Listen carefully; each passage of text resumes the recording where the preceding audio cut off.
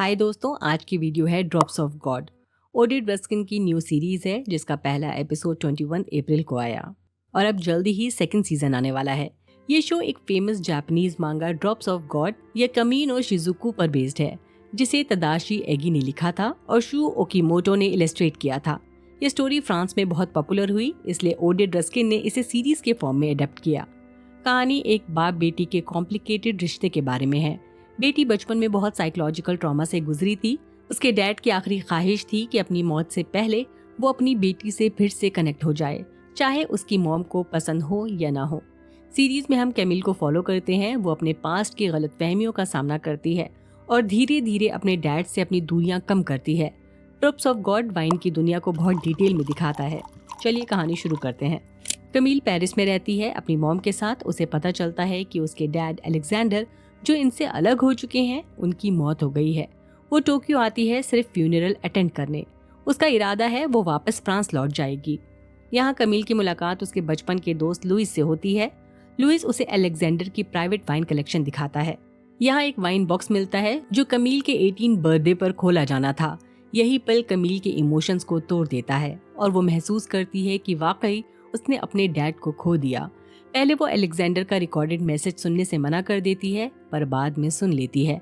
Alexander अपने final message में reveal करता है कि सारे टेस्ट, वो wine challenges, blind testing, notes decode करना, ओरिजिन पीछे जाना, ये सब सिर्फ एक कंपटीशन नहीं थे। उनका रियल पर्पस सिर्फ एक ही चीज थी, अपनी बेटी कैमिल से दोबारा कनेक्शन बनाना। वो जानता था कि कैमिल उससे दूर हो चुकी है, बचपन के दर्द और गलतफहमियों की वजह से।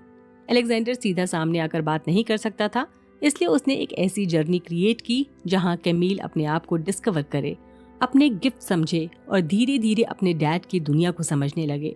वो चाहता था कि कैमिल डोमेन जाए, अपने सेंसेस दोबारा ट्रेन करे और वाइन टेस्टिंग में अपने खोए हुए टैलेंट को जगाए।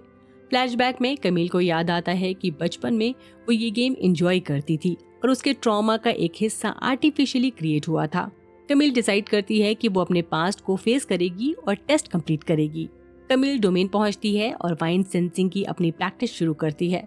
वहीं एसी टोमेन, जो जापान का टॉप वाइन स्टूडेंट है, पता चलता है उसने भी कंपटीशन में पार्टिसिपेट किया है। ये भी रिवील होता है कि अलेक्जेंडर ने अपना अंपायर सिर्फ अपनी बेटी को नहीं बल्कि उस अनजान जापानीज स्टूडेंट को भी दिया है। एसी एक डिसिप्लिन, रोबोटिक और परफेक्ट स्टूडेंट लगता है जिसके पास थियरी का इंसाइक्लोपीडिक नॉलेज है। जब फर्स्ट टेस्ट होता है, कैमिल वाइन को टेस्ट भी नहीं कर पाती क्योंकि उसकी बॉडी अल्कोहल की वजह से रिएक्ट करने लगती है। ऐसी कॉन्फिडेंटली आंसर दे देता है, लेकिन टेस्ट के आखिर में चौंका देने वाला रिजल्ट सामने आता है। कैमिल जीत चुकी है क्योंकि वाइन की असली पहचान एग्जैक्टली उसने ही फील की थी। कैमिल को अपनी एलर्जिक रिएक्शन का सोल्यूशन मिल जाता है। वो वाइन को डायरेक्टली टेस्ट नहीं करेगी बल्कि सूंघ कर और माइक्रो एक्सपोजर टेक्निक से नोट्स आइडेंटिफाई करेगी। एजी अपने पेरेंट्स होनोका और हिरोकाजु के प्रेशर के बीच फंसा हुआ है क्योंकि उन्हें एक परफेक्ट बेटा चाहिए। एसी को पता चलता है कि अलेक्जेंडर ने उसे कितनी इज्जत दी थी, लेकिन वो इमोशनली अपनी टेंशन को हैंडल नहीं कर पा रहा। कैमिल को डोमेन में फिलिप और थॉमस ट्रेन करते हैं, जबकि लूका पेक में एक शेडी एडवाइजर की तरह बिहेव करता है। बाद में सेकेंड टेस्ट अनाउंस होता है, एक पेंटिंग को डिकोड करके वाइन फाइंड करना। ये टेस्ट सबसे ज्यादा पर्सनल और इमोशनल होने वाला है। सेकेंड टेस्ट शुरू होता है, पेंटिंग, सिंबल्स और मेमोरीज के बीच एक हिडन कनेक्शन ढूंढना। कैमिल हर डिटेल कनेक्ट करती है और अपने पास्ट के कड़वे फ्लैशेस को फॉलो करती है। वो इमोशनली ब्रेकडाउन होती रहती है, लेकिन उसके इंस्टिंक्ट सही डायरेक्शन में जाते हैं। ऐसी दोनों ही बैटल लड़ रहा है, एक टेस्ट और एक अपनी फैमिली। होनोका उसे मैनिपुलेट करती रहती है, जबकि इसी अपने असली पहचान को समझने की कोशिश करता है। कैमिल एक खास वाइन यार्ड और वाइन तक पहुंच जाती है, जिससे पेंटिंग का लिंक प्रूव होता है। जब रिजल्ट आता है, कैमिल फिर जीत चुकी है। इसी को एहसास होता है कि उसने पेंटिंग का गहरा मतलब समझने की कोशिश ही नहीं की। आखिर में कैमिल जो वाइन चूज करती है वो उसके डैड के साथ उसके रिश्ते और बचपन की छुपी हुई खुशियां याद दिलाता है, जो वो सालों से भूल चुकी थी। स्टोरी और पर्सनल हो जाती है। कैमिल अपने डैड के लेटर्स, टेप्स और उनके छोड़े हुए क्लूज को फॉलो करती है। उसे पता चलता है कि उसकी मॉम मरीन ने उसे अलेक्जेंडर से दूर रखा था। दूसरी तरफ इसी अपनी मॉम की सच्चाई डिस्कवर करने लगता है। अलेक्जेंडर और उसकी मॉम का पास्ट अफेयर। इसी स्ट्रगल करता है। वो समझना चाहता है कि वो किसका बेटा है, हिरोकाजु का या अलेक्जेंडर का। इसी वजह से कमील और इसी के रास्ते आपस में टकराते रहते हैं। लेकिन कमील का गुस्सा अभी तक काम नहीं हुआ। लूका चुपके से वाइनयार्ड खरीद रहा है, लेगर गाइड का मिसयूज करके। उधर एसी मेंटली टूट रहा है। उनोका उसे कंट्रोल करने की पूरी कोशिश करती है, जबकि एसी फाइनली स्टैंड लेता है। कमील अपने डैड के पास्ट को एक्सेप्ट करने लगती है और उनकी दुनिया का हिस्सा बन जाती है। लूका का स्कैम फुल्ली रिवील होता है। वो वाइनयार्ड को मैनिपुलेट करता है। उसने लेगर गाइड को पैसा बनाने का जरिया बना रखा है। लूका चाहता है कि कमील उसके साथ मिलकर काम करे, यह एक तरह की पार्टनरशिप करे ताकि वो कंपटीशन को कंट्रोल कर सके। बट कमील ने लूका के साथ डील करने से मना कर दिया। इसके बाद कमील थर्ड टेस्ट के लिए मेंटली रेडी है, जबकि इसी अपनी पहचान के लिए लड़ रहा है। उसे एहसास होता है कि सेकंड टेस्ट में वो इमोशनल एक्सपीरियंस मिस कर गया था, जबकि कमील ने अपने डैड से अपना कनेक्शन और गहरा कर लिया। कमील को फाइनली ये सच पता चलता है कि लूका लेगर वाइन गार्ड का गलत यूज करता है। पहले वो छोटे वाइनयार्ड को बहुत सस्ते में खरीद लेता है, फिर उनकी रेटिंग आर्टिफिशियली हाई दिखाता है ताकि उन वाइनयार्ड्स की मार्केट वैल्यू बहुत ज्यादा बढ़ जाए और वो अपना फायदा कमा सके। जब कमील लूका को मना करती है तो वो उसकी विरासत को बर्बाद करने के पीछे लग जाता है।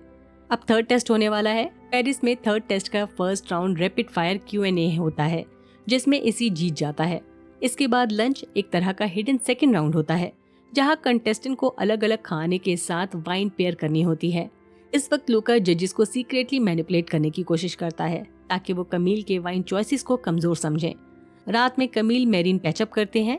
फिर फाइनल राउंड शुरू होता है, कैसेंगर वाइन यार्ड में मिस्ट्री वाइन रिक्रिएट करना।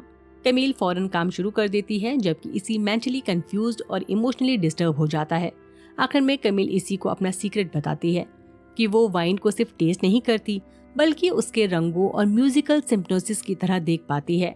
मतलब जब वो वाइन टेस्ट करती है तो उसके दिमाग में कलर्स और म्यूजिक जैसा एक सेंसरी इमेज बन जाता है, जो उसे फ्लेवर समझने में हेल्प करता है। बाद में एक बेरी का होलोग्राम फ्लैश होता है, हिंट देते हुए कि इसी के वाइन सेंसिंग जीन्स भी एक्टिवेट हो रहे हैं। फिनाले के लिए स्टेज सेट हो चुका है। आखिर में कमील और इसी मिस्ट्री वाइन को रिक्रिएट करने के फाइनल स्टेप पर पहुंच जाते हैं। दोनों अपने अपने स्टाइल में वाइन के नोट्स डिकोड करते हैं। कमील अपने सिनेस्थेटिक विजन से इंग्रेडिएंट्स देख लेती है, जबकि इसी फाइनली अपने इंस्टिंक्ट को फील करना शुरू करता है। फिलिप और थॉमस साइलेंटली ऑब्जर्व करते हैं ताकि कोई चीटिंग न हो। जब फाइनल वाइन प्रेजेंट होती है, जजेस डिसाइड करते हैं कि इसी की रिक्रिएटेड वाइन ज्यादा एक्यूरेट है। ऑफिशियल विनर इसी अनाउंस हो जाता है, मतलब लीगली पूरा लेगर एम्पायर, स्टेट और कलेक्शन उसका हो सकता है। लेकिन ट्विस्ट ये होता है कि इसी अपने डैड अलेक्जेंडर की लेगेसी को समझ चुका है। वो रियलाइज करता है कि इन सब चीजों पर कमील का असली हक है, इसलिए वो चाहता है कमील को विरासत मिले।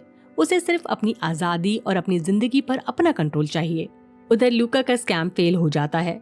कमील फाइनली समझ जाती है अलेक्जेंडर परफेक्ट नहीं थे, लेकिन उन्होंने उसे हमेशा दिल से प्यार किया, और अब जो वाइन उन्होंने पीछे छोड़ दी वो कमील के लिए एक नया जरिया बन जाती है अपने डैड से फिर से जुड़ने का, जैसे उनके रिश्ते का एक साइलेंट ब्रिज जो कभी टूट नहीं सकता।